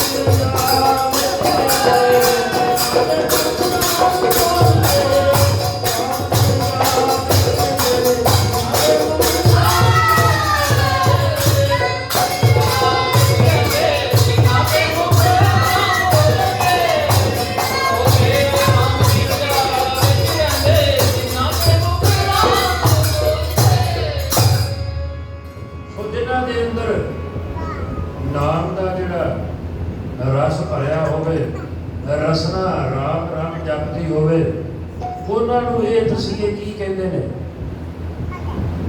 ਸਤਿਗੁਰੂ ਅਰਜਨ ਦੇਵ ਸੱਚੇ ਪਾਤਸ਼ਾਹ ਰੋਜ਼ ਅਰਦਾਸ ਕਰਨੀ ਵੀ ਸੱਚੇ ਪਾਤਸ਼ਾਹ ਅਕਾਲ ਪੁਰਖ ਵੀ ਤੇਰਾ ਨਾਮ ਮਨ 'ਚ ਵਸਾ ਕੇ ਅਸਾਂ ਇਹ ਕਾਰਜ ਰੰਭਿਆ ਤੇ ਜਿਹੜਾ ਤੇਰਾ ਨਾਮ ਠੰਡਾ ਨਾ ਉਹਦਾ ਕੋਈ ਸੰਸਾਰ 'ਚ ਹੋਰ ਕੋਈ ਚੀਜ਼ ਠੰਡੀ ਨਹੀਂ। ਭਾਵੇਂ ਅੱਗ ਨੇ ਆਪਣਾ ਕੰਮ ਕਰਨਾ ਹੈ, ਪਰ ਨਾਮ ਜਿੱਥੇ ਵੀ ਅੰਦਰ ਵਸਦਾ ਉਹ ਇੰਨਾ ਠੰਡਾ ਰਹਿੰਦਾ ਕਿ ਪਤਾ ਹੀ ਨਹੀਂ ਲੱਗਦਾ ਵੀ ਕੀ ਤਾਰਾ ਅੰਦਰ ਗਿਆ। ਸੋ ਇਸੇ ਤਰ੍ਹਾਂ ਹੀ ਹੋਇਆ, ਥੱਲਿਓਂ ਰੇਤ ਪਈ, ਥੱਲਿਓਂ ਅੱਗ ਬਲਦੀ ਤੱਤੀ ਤੱਤੀ ਤੇ ਉੱਤੋਂ ਰੇਤ ਪਈ ਤੱਤੀ ਤੱਤੀ। ਦੂਸਰੇ ਦਿਨ ਵੀ ਫਿਰ ਇਸੇ ਤਰ੍ਹਾਂ ਤਸੀਹੇ ਦਿੱਤੇ ਗਏ ਨੇ ਸਤਿਗੁਰੂ ਅਰਜਨ ਦੇਵ ਸੱਚੇ ਪਾਤਸ਼ਾਹ ਨੇ। ਕਿਸੇ ਜਾ ਕੇ ਆਖਿਆ ਵੀਰ ਤਾਈ ਪਿਆਰੇ ਗੁਰੂ ਜੀ ਕਸ਼ਟ ਉਠਾ ਰਹੇ ਨੇ, ਸਿਰ ਤੇ ਰੇਤ ਤੱਤੀ ਥੱਲੇ ਲੋਹ ਤੱਤੀ, ਨਾਲ ਸਬਰ ਦੇ ਚੌਂਕੜਾ ਲਾ ਰਹੇ ਨੇ। ਉਹਨਾਂ ਨੂੰ ਕੋਈ ਅਸਰ ਹੀ ਨਹੀਂ ਇਸ ਤਰ੍ਹਾਂ ਦਾ ਜਿਹੜਾ ਵੀ ਵੇਖਦਾ ਸੀ, ਪਰ ਦੁਨੀਆ ਦੇ ਵਿੱਚ ਹਾਹਾਕਾਰ ਮੱਚੀ ਹੋਈ ਸੀ। ਮੀਆਂ ਮੀਰ ਦੇ ਕੋਲ ਵੀ ਇਹ ਖਬਰਾਂ ਜਿਹੜੀਆਂ ਨੇ ਹੁਣ ਪਹੁੰਚਣ ਗਈਆਂ ਸਨ। ਮੀਆਂ ਮੀਰ ਨੂੰ ਪਤਾ ਲੱਗਾ ਵੀ ਅੱਗ ਦੇ ਭਾਂਬੜੇ ਅੰਦਰ ਬੈਠਾ ਜਾਂ ਪੀਰਾਂ ਦੇ ਪੀਰ ਨੂੰ ਤੱਕਿਆ, ਅੱਗ ਬਬੂਲਾ ਗੁੱਸੇ ਅੰਦਰ। ਉਦੋਂ ਮੀਆਂ ਮੀਰ ਨੂੰ ਤੱਕਿਆ, ਗੁੱਸੇ ਨਾਲ ਥਰ ਥਰ ਕੰਬਦਾ। ਉਹਦੇ ਜਦੋਂ ਸਰੀਰ ਨੂੰ ਤੱਕਿਆ, ਨੈਣਾਂ ਦੇ ਨਾਲ ਤਸੱਲੀ ਦਿੰਦਾ। ਉਦੋਂ ਗੈਰ ਗੰਭੀਰ ਨੂੰ ਤੱਕਿਆ ਤੇ ਮੀਆਂ ਮੀਰ ਨੇ ਰਮਜ ਇਲਾਹੀ ਰਮਜ ਨਾਲ ਸਮਝਾਉਂਦਾ ਤੱਕਿਆ। ਦੁਨੀਆ ਵਾਲੇ ਰੋਂਦੇ ਤੱਕੇ, ਪਰ ਉਹਨੂੰ ਮੁਸਕਾਉਂਦਾ ਤੱਕਿਆ। ਮੀਆਂ ਮੀਰ ਨੂੰ ਪਤਾ ਲੱਗਾ ਤੇ ਫਿਰ ਭੱਜਾ ਆਇਆ ਉਹਨਾਂ ਸਮਿਆਂ ਦੇ ਵਿੱਚ ਉੱਥੇ ਜਿੱਥੇ ਸਤਿਗੁਰੂ ਅਰਜਨ ਦੇਵ ਸੱਚੇ ਪਾਤਸ਼ਾਹ ਜੀ ਦੀ ਕੋਠੜੀ ਦੇ ਵਿੱਚ ਤਸੀਹੇ ਦਿੱਤੇ ਜਾ ਰਹੇ ਸਨ। ਹਾਲਾਂਕਿ ਉੱਥੇ ਹੋਰ ਕੋਈ ਜਾ ਨਹੀਂ ਸਕਦਾ। ਮੀਆਂ ਮੀਰ ਇੱਕ ਉਹਨਾਂ ਦਾ ਬਹੁਤ ਵੱਡਾ ਸੰਤ ਮੰਨਿਆ ਗਿਆ ਮੁਸਲਿਮ ਸਮਾਜ ਦਾ। ਉਹ ਜਿੱਥੇ ਮਰਜ਼ੀ ਜਾ ਸਕਦਾ ਸੀ, ਉਹ ਸਤਿਕਾਰ ਸੀ ਉਹਦਾ। ਉਹ ਚਾਹੇ ਤੇ ਰਾਜੇ ਦੇ ਬਾਦਸ਼ਾਹ ਦੇ ਮਹਿਲ 'ਚ ਵੀ ਜਦੋਂ ਮਰਜ਼ੀ ਆ ਜਾ ਸਕਦਾ ਸੀ, ਪਰ ਹੋਰ ਕੋਈ ਉਸ ਕੋਠੜੀ ਦੇ ਲਾਗੇ ਨਹੀਂ ਸੀ। ਹਾਲਾਂਕਿ ਇਤਿਹਾਸ ਦੱਸਿਆ ਗਿਆ ਵੀ 5 ਸਿੱਖ ਵੀ ਸਤਿਗੁਰੂ ਅਰਜਨ ਦੇਵ ਸੱਚੇ ਪਾਤਸ਼ਾਹ ਜੀ ਦੇ ਨਾਲ ਸਨ ਉਹਨਾਂ ਸਮਿਆਂ ਦੇ ਵਿੱਚ। ਭਾਈ ਵਿਦਿਆ, ਭਾਈ ਪਿਰਾਨਾ, ਭਾਈ ਪਿਰਾਗਾ ਤੇ ਭਾਈ ਲਹਿਗਾ ਇਤਿਹਾਦੀ 5 ਸਿੱਖ ਦੱਸੇ ਗਏ ਨੇ, ਪਰ ਉਹਨਾਂ ਨੂੰ ਵੀ ਉਹਨਾਂ ਸਮਿਆਂ ਦੇ ਵਿੱਚ ਪਰਾਂ ਹੀ ਰੱਖਿਆ ਗਿਆ। ਉਸ ਕੋਠੜੀ ਦੇ ਵਿੱਚ ਨਾਲ ਨਹੀਂ ਰਹਿਣ ਦਿੱਤਾ ਗਿਆ। ਮੀਆਂ ਮੀਰ ਭੱਜ ਕੇ ਫਿਰ ਦੁਖੀ ਹੋ ਕੇ ਗਿਆ, ਜਾ ਕੇ ਬਾਹਾਂ ਉੱਚੀਆਂ ਕਰਕੇ ਉਸ ਰੱਬ ਨੂੰ ਮੇਰੇ ਮਾਰਨ ਡਿਆ ਸਤਿਗੁਰਾਂ ਦੇ ਸਾਹਮਣੇ ਵੀ ਇਹ ਕੀ ਤਸੀਹੇ ਦੇਣ ਡਿਆ। ਕਹਿੰਦਾ ਪਦ ਵਿੱਚ ਤਖਤ ਤੇ ਖਿਣ ਵਿੱਚ ਤਖਤਾ, ਲੋਕੋ ਕੱਖ ਬਣਾਵੇਂ ਤੂੰ, ਤਖਤ ਜਿਨ੍ਹਾਂ ਦਾ ਅਰਸੀ ਉੜਦਾ, ਉਹਨਾਂ ਤੋਂ ਭੱਜ ਚੁਕਾਵੇਂ ਤੂੰ, ਮਖਬਾਰਾਂ ਤੇ ਬੈਠਣ ਵਾਲੇ ਲੋਹ ਤੇ ਬਿਠਾਵੇਂ ਤੂੰ। ਇੰਨੇ ਕਹਿਰ ਕਰੇ ਦਿਨ ਰਾਤੀ ਤੇ ਅਜੇ ਵੀ ਰੱਬ ਤਾਂ ਹਵੇਂ ਤੂੰ। ਰੱਬ ਨੂੰ ਮੇਰੇ ਮਾਰਨ ਡਿਆ ਵੀ ਇੰਨਾ ਕੁਝ ਤੂੰ ਕਰੀ ਜਾਂਦਾ ਹੈ, ਤਾਂ ਹਜੇ ਵੀ ਆਪਣੇ ਆਪ ਨੂੰ ਰੱਬ ਆਖਣ ਡਿਆ। ਸਤਿਗੁਰਾਂ ਦੇ ਬੇਨਤੀ ਕਰਦਾ ਸੱਚੇ ਪਾਤਸ਼ਾਹ ਤੁਸੀਂ ਮੈਨੂੰ ਆਖੋ, ਮੈਨੂੰ ਹੁਕਮ ਦਿਓ। ਕਹਿੰਦਾ ਤੜਪ ਤੜਪ ਕੇ ਪੀਰ ਜੀ ਕਹਿਣ ਲੱਗੇ ਹੁਕਮ ਕਰੋ ਮੇਰੇ, ਮੈਨੂੰ ਐਸੀ ਸਜ਼ਾ ਦੇਵਾਂ। ਭਾਈ ਮੈਨੂੰ ਹੁਕਮ ਦੇਵੋ, ਮੈਂ ਤੇ ਹੁਣੇ ਬਾਦਸ਼ਾਹ ਦੀ ਇੱਕ ਤੇ ਅੱਡ ਦਿੱਲੀ ਤੇ ਲਾਹੌਰ ਦੀ ਲਾਈਟ ਤੇ ਇੱਕ ਖੜਕਾ ਦੇਵਾਂ ਹੁਣੇ। ਕਹਿੰਦਾ ਹੁਕਮ ਕਰੋ ਮੈਨੂੰ ਐਸੀ ਸਜ਼ਾ ਦੇਵਾਂ, ਚੰਦ ਸੂਰਜ ਨੂੰ ਪਕੜ ਕੇ ਖਾ ਜਾਵਾਂ, ਦਿੱਲੀ ਅਤੇ ਲਾਹੌਰ ਟਕਰਾ ਦੇਵਾਂ। ਪੀ ਕੇ ਸੱਤੇ ਸਮੁੰਦਰ ਦਰਿਆ ਨਾਲੇ, ਧਰਤੀ ਅਤੇ ਆਕਾਸ਼ ਉਲਟਾ ਦੇਵਾਂ, ਫੂਕ ਮਾਰ ਕੇ ਦੁਨੀਆ ਤਬਾਹ ਕਰ ਦੇਵਾਂ ਤੇ ਅੱਗ ਅੱਗ ਦੇ ਘਰ ਨੂੰ ਲਾ ਦੇਵਾਂ। ਸੱਚੇ ਪਾਤਸ਼ਾਹ ਤੁਸੀਂ ਮੈਨੂੰ ਹੁਕਮ ਤੇ ਕਰੋ, ਇਹ ਕੀ ਤੁਹਾਡੇ ਤੇ ਜ਼ੁਲਮ ਹੋਣ ਡਿਆ। ਬੜਾ ਉੱਚੀਆਂ ਬਾਹਾਂ ਕਰਕੇ ਤੇ ਰੋ ਰੋ ਕੇ ਆਖਣ ਡਿਆ, ਨਾਲੇ ਆਪਣੇ ਖੁਦਾ ਨੂੰ ਮੇਰੇ ਮਾਰਨ ਡਿਆ, ਬਈ ਇਹ ਤੂੰ ਕੀ ਕਰਨ ਡਿਆ। ਹੁਣ ਅੱਗੋਂ ਸਤਿਗੁਰੂ ਸੱਚੇ ਪਾਤਸ਼ਾਹ ਸਤਿਗੁਰੂ ਅਰਜਨ ਦੇਵ ਸੱਚੇ ਪਾਤਸ਼ਾਹ ਹੱਸ ਕੇ ਜਵਾਬ ਦਿੰਦੇ ਨੇ, कहते ने भी मियां मीर जी मन च हौसला रखो, हुक्म प्यारे दा पीर परताई दा नहीं, सदा रहिंदा रब रजा दे अंदर विच भाणे दे मियां घबराई दा नहीं। जो सतगुर ने जिहड़ा भाणा वरताउणा है उहदी रजा दे विच ही रहना है, घबराओ ना। ते की कहंदे ने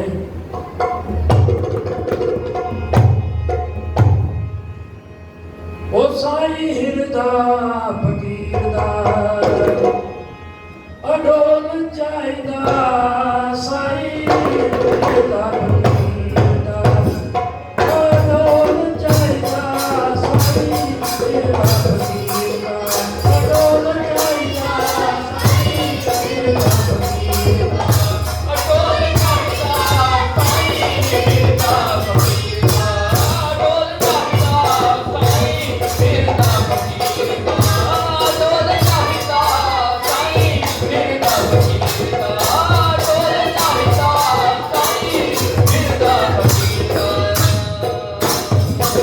कोई बार जिस जान कोई करे अरमान, हर जिस जान कोई करे अरमान, कोई बार जिस जान कोई करे अरमान, कोई बार जिस जान कोई करे अरमान, जान कोई करे अरमान, सोना हाल का जो फकर दिलों चाहिदा, साई हिरदा फकीर दा अडोल चाहिदा, साई हिरदा फकीर दा अडोल चाहिदा, साई हिरदा फकीर दा अडोल चाहिदा, साई हिरदा फकीर दा अडोल चाहिदा, साई हिरदा फकीर दा अडोल चाहिदा, साई हिरदा फकीर दा। दसणे ने बई तू ते फकर है ते फकीरां दा फिर हिरदा इस तरह दा नहीं होना चाहिए। कोई उस्तत गाए कोई निंदिया समाए, सैना फकरां नूं बोलदे बोल चाहिदा, साई हिरदा फकीर दा अडोल चाहिदा, साई हिरदा फकीर दा अडोल चाहिदा, साई हिरदा फकीर दा अडोल चाहिदा, साई हिरदा फकीर दा अडोल चाहिदा, साई हिरदा फकीर दा। कोई राज करावे भावे मग मग खावे, साई फकरां च जीवन अनमोल चाहिदा, साई फकरां दा जीवन अनमोल चाहिदा, अनमोल चाहिदा, अनमोल चाहिदा, साई हिरदा फकीर दा अडोल चाहिदा, साई हिरदा फकीर दा अडोल चाहिदा, साई हिरदा फकीर दा अडोल चाहिदा, साई हिरदा फकीर दा अडोल चाहिदा, साई हिरदा फकीर दा। तू है फकर फकीर कानू डोले मियां मीर, तू है फकर फकीर कानू डोले मियां मीर, तू है फकर फकीर कानू डोले मियां मीर, फकर फकीर कानू डोले मियां मीर, तू है फकर फकीर कानू डोले मियां मीर, तू है फकर फकीर कानू डोले मियां मीर, साई हिरदा फकीर दा अडोल चाहिदा, साई हिरदा फकीर दा अडोल चाहिदा, साई हिरदा फकीर दा अडोल चाहिदा, साई हिरदा फकीर दा अडोल चाहिदा, साई हिरदा फकीर दा। सतगुरु अर्जन देव सच्चे पातशाह हुरांदे ने भी तू एवें काहली ना कर, तू ते फकीर है ते फकरां दा हिरदा जिहड़ा वो इस तरह दा नहीं होना चाहिए। सतगुरु फिर उत्थे उहनूं मियां मीर नूं फिर एक पहली एक घटना याद कराई भी। मियां मीर ने एक बारी एक शब्द गुरबाणी सच्चे पातशाह उत्थे पढ़न दे सन बैठे दर्शन हर देखण के ताई इहदे विच दर्शनां दी बाबत ਬਾਣੀ 'ਚ ਪਾਠ ਆਇਆ ਵੀ ਤਨ ਮਨ ਕਾਟ ਕਾਟ ਸਭ ਅਰਪੀ ਵਿੱਚ ਅਗਨੀ ਆਪ ਜਲਾਈ। ਇਸ ਸ਼ਬਦ ਦਾ ਮੀਆਂ ਮੀਰ ਨੂੰ ਜਿਹੜਾ ਨਾ ਉਹ ਨਹੀਂ ਪਤਾ ਲੱਗ ਰਿਹਾ ਸੀ ਵੀ ਇਹ ਕਿਸ ਤਰ੍ਹਾਂ ਇਹ ਪੂਰਾ ਹੋ ਸਕਦਾ ਹੈ। ਇੱਕ ਟਾਈਮ ਇਹ ਮੀਆਂ ਮੀਰ ਨੇ ਪੁੱਛਿਆ ਸੀ ਤੇ ਸਤਿਗੁਰੂ ਅਰਜਨ ਦੇਵ ਸੱਚੇ ਪਾਤਸ਼ਾਹ ਉਦੋਂ ਆਖਿਆ ਸੀ ਵੀ ਸਮਾਂ ਆਵੇਗਾ ਤੇ ਫਿਰ ਤੈਨੂੰ ਇਹ ਦੱਸਾਂਗੇ, ਆਪਣੇ ਆਪ ਤੈਨੂੰ ਪਤਾ ਲੱਗ ਜਾਏਗਾ। ਸੋ ਅੱਜ ਸਤਿਗੁਰੂ ਅਰਜਨ ਦੇਵ ਸੱਚੇ ਪਾਤਸ਼ਾਹ ਉਸ ਗੱਲ ਨੂੰ ਯਾਦ ਕਰਾ ਰਹੇ ਨੇ ਮੀਆਂ ਮੀਰ ਨੂੰ ਵੀ ਤੈਨੂੰ ਭੁੱਲ ਗਿਆ ਵੀ ਤੂੰ ਕਿਸੇ ਵੇਲੇ ਇਸ ਤਰ੍ਹਾਂ ਪੁੱਛਿਆ ਸੀ ਵੀ ਤਨ ਮਨ ਕਾਟ ਕਾਟ ਸਭ ਅਰਪੀ ਵਿੱਚ ਅਗਨੀ ਆਪ ਜਲਾਈ। ਮੀਆਂ ਮੀਰ ਕਹਿੰਦਾ ਵੀ ਮੈਨੂੰ ਤੇ ਨਹੀਂ ਯਾਦ। ਫਿਰ ਸੱਚੇ ਪਾਤਸ਼ਾਹ ਫਿਰ ਉਹਨੂੰ ਯਾਦ ਦਿਵਾਇਆ ਵੀ ਉਹ ਜਿਹੜੀ ਬਾਣੀ ਦਾ ਤੂੰ ਮਤਲਬ ਪੁੱਛਣ ਡਿਆ ਸੀ ਨਾ ਵੀ ਇਹ ਕਿਸ ਤਰ੍ਹਾਂ ਪੂਰੀ ਹੁੰਦੀ ਹੈ, ਵੀ ਕਿਸ ਤਰ੍ਹਾਂ ਕੋਈ ਗੁਰੂ ਦਾ ਸਿੱਖ ਆਪਣਾ ਸਰੀਰ ਆਪ ਕੱਟ ਕੱਟ ਕੇ ਤੇ ਅੱਗ ਦੇ ਵਿੱਚ ਪਾਉਂਦਾ ਹੈ। ਇਹ ਜਿਹੜਾ ਉਹ ਮੀਆਂ ਮੀਰ ਨੂੰ ਸਮਝ ਨਹੀਂ ਲੱਗਣ ਡਿਆ ਕਿ ਇਹ ਹੋ ਹੀ ਨਹੀਂ ਸਕਦਾ। ਪਰ ਅੱਜ ਸਤਿਗੁਰਾਂ ਨੇ ਇਹ ਜਿਹੜਾ ਬਾਣੀ ਦਾ ਮਤਲਬ ਉਹਨਾਂ ਨੂੰ ਸਾਹਮਣੇ ਕਰਕੇ ਵਿਖਾਇਆ ਵੀ ਅੱਜ ਵੇਖ ਲਾ, ਆਪਣੇ ਆਪ ਤੈਨੂੰ ਪਤਾ ਲੱਗ ਰਿਹਾ। ਤਾਂ ਫਿਰ ਸਤਿਗੁਰਾਂ ਨੇ ਮੀਆਂ ਮੀਰ ਨੂੰ ਉੱਥੇ ਫਿਰ ਆਪਣਾ ਇਤਿਹਾਸ ਲਿਖਿਆ ਕਿ ਵਿਰਾਟ ਰੂਪ ਵਿਖਾਇਆ ਹੈ ਸਤਿਗੁਰੂ ਅਰਜਨ ਦੇਵ ਸੱਚੇ ਪਾਤਸ਼ਾਹ। ਕਿਉਂਕਿ ਦਰਸ਼ਨ ਵਾਸਤੇ ਇਹ ਸਭ ਕੁਝ ਸਤਿਗੁਰੂ ਅਰਜਨ ਦੇਵ ਸੱਚੇ ਪਾਤਸ਼ਾਹ ਕਰਨ ਦੇ ਸਨ। ਤੇ ਦਰਸ਼ਨ ਜਦੋਂ ਫਿਰ ਵਿਖਾਇਆ ਮੀਆਂ ਮੀਰ ਨੂੰ ਤਾਂ ਫਿਰ ਮਸਤਾਨਾ ਹੋ ਗਿਆ। ਉੱਥੇ ਫਿਰ ਪਤਾ ਲੱਗ ਗਿਆ ਉੱਥੇ ਵੀ ਇੱਥੇ ਵੀ ਤੂੰ ਹੀ ਤੇ ਦਰਗਾਹ 'ਚ ਵੀ ਤੂੰ ਹੀ, ਤੈਨੂੰ ਆਗ ਕੀ, ਤੈਨੂੰ ਰੇਤ ਕੀ, ਤੈਨੂੰ ਦੁਨੀਆ ਦਾ ਕੋਈ ਵੀ ਦੁੱਖ ਜਿਹੜਾ ਤੈਨੂੰ ਕੋਈ ਕੁਝ ਨਹੀਂ ਕਹਿ ਸਕਦਾ, ਕੋਈ ਤੇਰਾ ਕੋਈ ਕੁਝ ਵਿਗਾੜ ਨਹੀਂ ਸਕਦਾ। ਸੋ ਇਹਨਾਂ ਕਹਿੰਦਾ ਹੋਇਆ ਫਿਰ ਮੀਆਂ ਮੀਰ ਫਿਰ ਉੱਥੋਂ ਚਲੇ ਜਾਂਦਾ ਹੈ। ਉਹਨੂੰ ਪਤਾ ਲੱਗ ਜਾਂਦਾ ਵੀ ਇਸ ਗੁਰੂ ਦਾ ਕੋਈ ਕੁਝ ਨਹੀਂ ਵਿਗਾੜ ਸਕਦਾ, ਇਹ ਤੇ ਇੱਕ ਐਵੇਂ ਸਲਾਵਾ ਹੀ ਦਿਖਾਵਾ ਹੀ ਦੇ ਗਿਆ। ਉਧਰੋਂ ਫਿਰ ਸ਼ਾਮ ਢਲ ਗਈ ਤੇ ਚੱਤੂ ਆ ਗਿਆ। ਉਹਨੇ ਵੇਖਿਆ ਵੀ ਅੱਜ ਵੀ ਇਹਨਾਂ ਨੂੰ ਕੋਈ ਫਰਕ ਨਹੀਂ ਪਿਆ। ਸਤਿਗੁਰਾਂ ਦੀ ਹਾਲਤ ਹੁਣ ਬਹੁਤ ਹੀ ਮਾੜੀ ਹੋ ਗਈ ਸੀ, ਕਿਉਂਕਿ ਥੱਲੇ ਵੀ ਤੱਤੀ ਤਵੀ ਤੇ ਬੈਠੇ ਸਨ ਤੇ ਉੱਤੋਂ ਵੀ ਰੇਤ ਪੈ ਗਈ ਸੀ। ਦੋ ਸਿੱਖਾਂ ਨੇ ਸਤਿਗੁਰਾਂ ਨੂੰ ਦੋਨਾਂ ਨੇ ਤੋਂ ਮੋਢਿਆਂ ਤੋਂ ਫੜ ਕੇ ਲਾਇਆ ਤੇ ਚੱਤੂ ਆਣ ਕੇ ਕਹਿੰਦਾ ਵੀ ਹਜੇ ਵੀ ਮੰਨ ਜਾਓ, ਨਹੀਂ ਤਾਂ ਕੱਲ ਨੂੰ ਫਿਰ ਹੋਰ ਇਸ ਤੋਂ ਵੀ ਸਖਤ ਸਜ਼ਾ ਦੇਣੀ ਹੈ। ਅੱਗੇ ਕਿਹੜੀ ਸਜ਼ਾ ਦੱਸ ਦਿੱਤੀ ਵੀ ਕੱਲ ਨੂੰ ਗਊ ਦੇ ਕੱਚੇ ਚਮੜੇ 'ਚ ਤੁਹਾਨੂੰ ਮੜਾ ਕੇ ਤਾਂ ਸਾਰਾ ਦਿਨ ਰੱਖਣਾ ਬੰਨ ਕੇ। ਸਤਿਗੁਰਾਂ ਜਦੋਂ ਇਹ ਸਜ਼ਾ ਦੇਖੀ ਸੁਣੀ ਤਾਂ ਫਿਰ ਆਖਿਆ ਵੀ ਇਹ ਤਾਂ ਬਹੁਤ ਮਾੜਾ ਕੰਮ ਤੂੰ ਕਰਨ ਡਿਆ, ਇਹਦੇ ਨਾਲ ਸਰੀਰ ਬੜਾ ਪਵਿੱਤਰ ਹੋਏਗਾ। ਸਤਿਗੁਰਾਂ ਨੇ ਫਿਰ ਸੋਚਿਆ ਆਪਣੇ ਮਨ 'ਚ ਬਈ ਇਹ ਸਜ਼ਾ ਜਿਹੜੀ ਹੈ, ਜੋ ਸੰਸਾਰ ਦਾ ਜੋ ਗੰਦ ਜੋ ਉਸ ਚਮੜੇ ਵਿੱਚ ਸਾਨੂੰ ਸਾਰਾ ਦਿਨ ਬੰਦੂਕ ਮਾਰੇਗਾ, ਭਾਵ ਸਰੀਰ ਪਵਿੱਤਰ ਹੋ ਜਾਏਗਾ।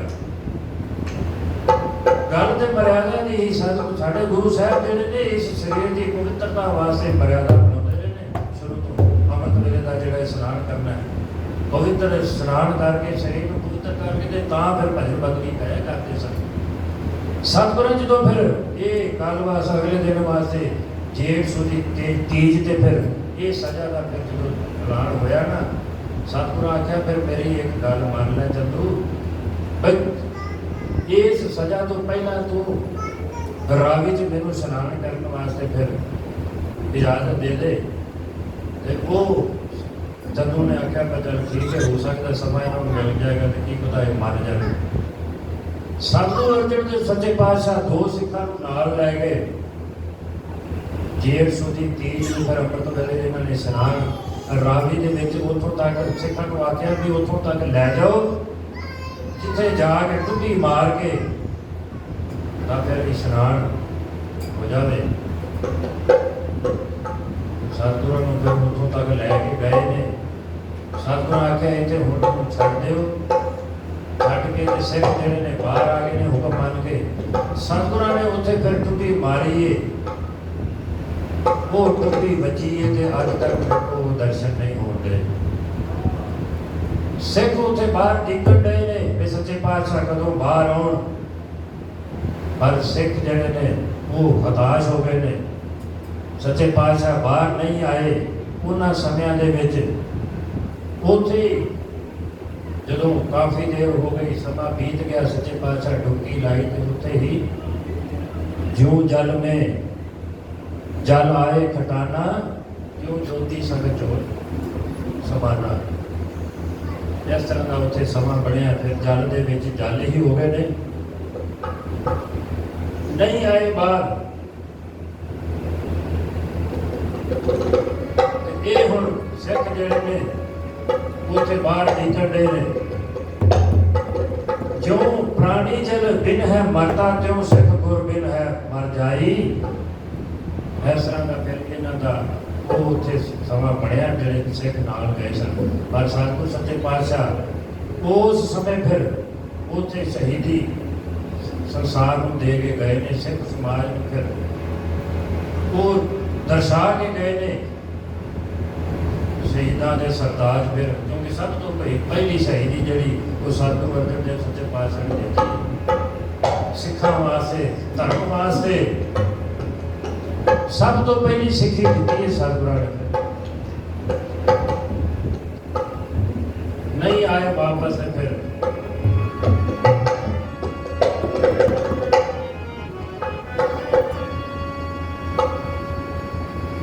ਜਿਉਂ ਜਲ ਮੈਂ ਜਲ ਆਏ ਖਜ਼ਾਨਾ, ਜਿਉਂ ਤਿਉਂ ਜੋਤੀ ਸੰਗ ਜੋਤ ਸਮਾਨਾ। ਜਿਉਂ ਜਲ ਮੈਂ ਜਲ ਆਏ ਖਜ਼ਾਨਾ, ਜਿਉਂ ਜੋਤੀ ਸੰਗ ਜੋਤ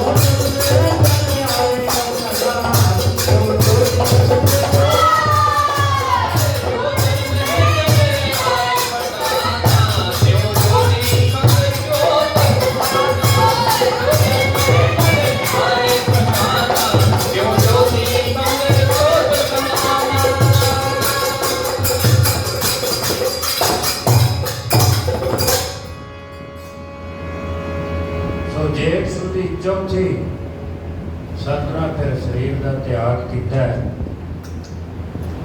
ਉਹ ਦਿਨ ਤੇ ਅੱਜ ਉਹ ਦਿਨ,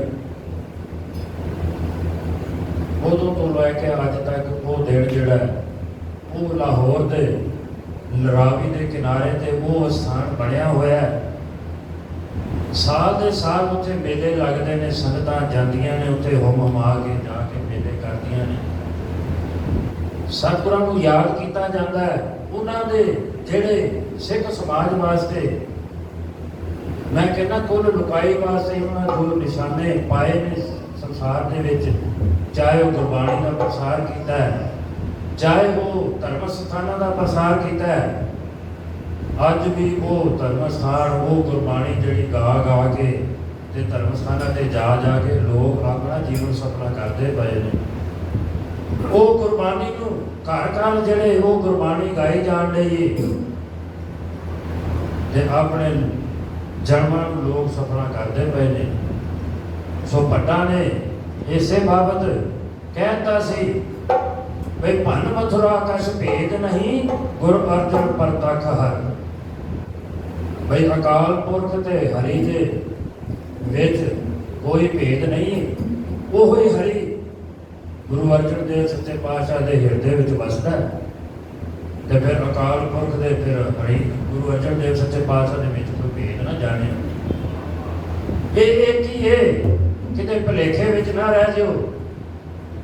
ਇਹਦਾ ਨਾਮ ਜਪ ਜਪ ਕੇ ਤੇ ਭੱਟਾ ਨੇ ਬੜੀ ਸਿਫਤ ਲਿਖੀ ਹੈ ਸਤਿਗੁਰੂ ਅਰਜਨ ਦੇਵ ਸੱਚੇ ਪਾਤਸ਼ਾਹ ਦੀ। ਉਹ ਬੜੇ ਉਹਨਾਂ ਨੇ ਸ਼ਬਦ, ਉਹਨਾਂ ਗੁਰਬਾਣੀ ਪਹਿਲਾਂ ਬਾਣੀ ਰਚੀ ਤੇ ਸਤਿਗੁਰਾਂ ਨੇ ਉਹਨਾਂ ਨੂੰ ਗੁਰਬਾਣੀ ਦਾ ਦਰਜਾ ਦਿੱਤਾ। ਇਸੇ ਬਾਬਤ ਭੱਟਾ ਨੇ ਫਿਰ ਇਹਨਾਂ ਦੀ ਹਜ਼ੂਰੀ ਵਿੱਚ ਹੀ ਕਹਿ ਦਿੱਤਾ ਸੀ, ਜੋ ਪਹਿਲੀ ਟੇਕ ਅਸੀਂ ਲਈ ਸੀ ਉਹੀ पढ़ के रीत को फिर समाप्त कर देंगे।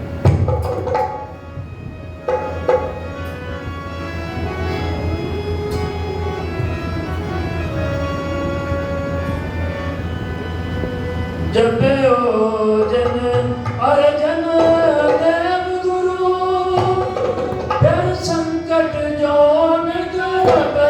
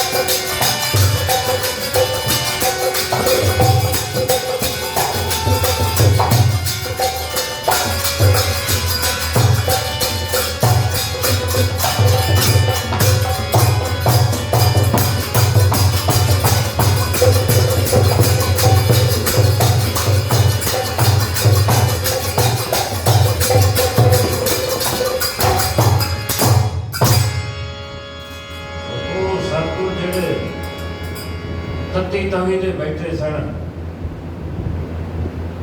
कोई मामूली नहीं सन, महान पुरुष सन। ताए ते उस दिन भी तत्ता, रेत भी तत्ती, उपर तो जा रेत पाउण वाला वो भी तत्ता, लो भी तत्ती, चंदू भी तत्ता, मियां मीर भी उन्हें समय तत्ता। ठंडा कौन सी? सिर्फ सतगुरु अर्जन देव सच्चे पातशाह।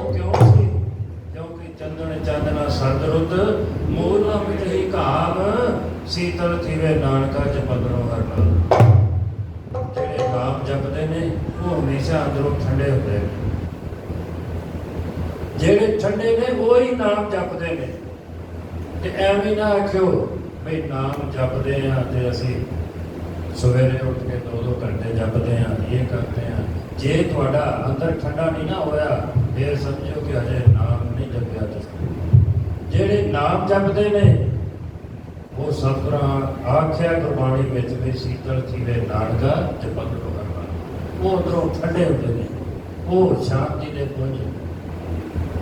ਅੱਜ ਤਤੀ ਤਵੀ ਤੇ ਬੈਠੇ ਸਾਰਾ ਸੰਸਾਰ ਉਹਨਾਂ ਦਾ ਇਹ ਪੁਰਬ ਮਨਾਉਣ ਡਿਆ। ਜਗ੍ਹਾ ਜਗ੍ਹਾ ਮੇਲੇ ਕਰਾਏ ਜਾਂਦੇ ਨੇ। ਸੋ ਸਤਿਗੁਰੂ ਅਰਜਨ ਦੇਵ ਸੱਚੇ ਪਾਤਸ਼ਾਹ ਜੀ ਦੀ ਮਹਿਮਾ ਦੇ ਵਿੱਚ ਇੰਨਾ ਕੁਝ ਕਹਿੰਦਾ ਹੋਇਆ ਦਾਸ ਇੱਥੇ ਖਿਮਾ ਦਾ ਜੱਜ ਕੇ ਸਤਿ ਸ੍ਰੀ ਅਕਾਲ।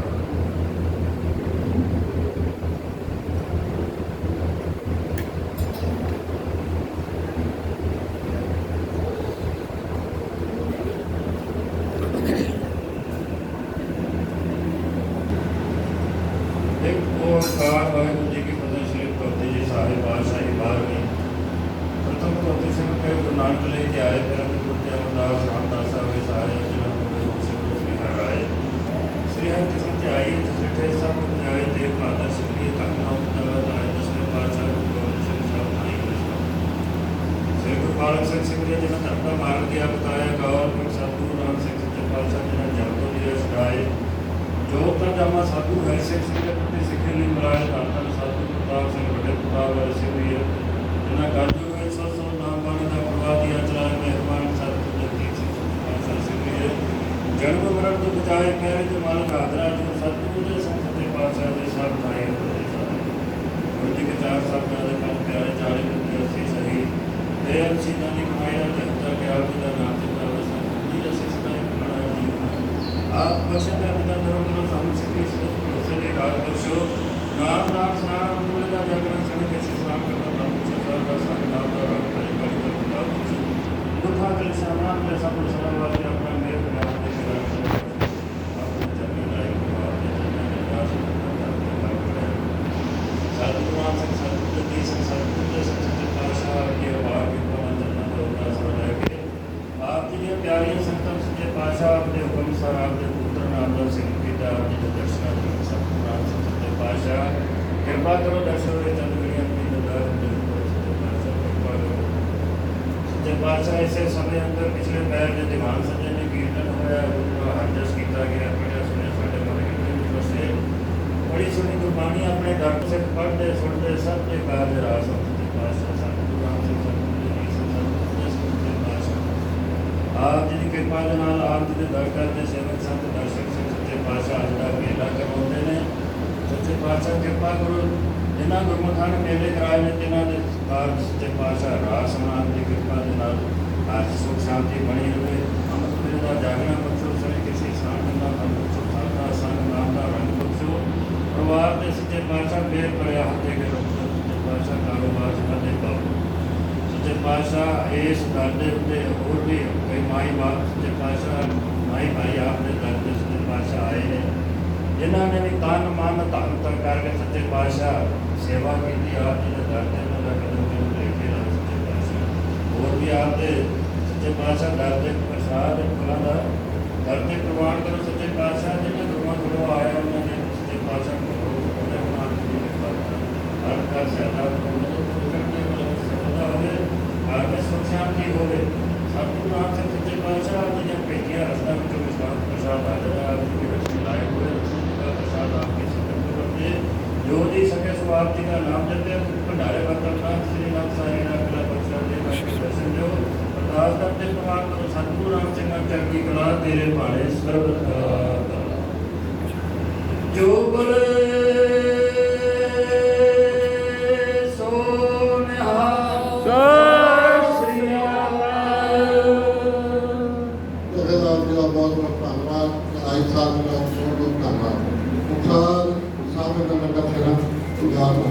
Satu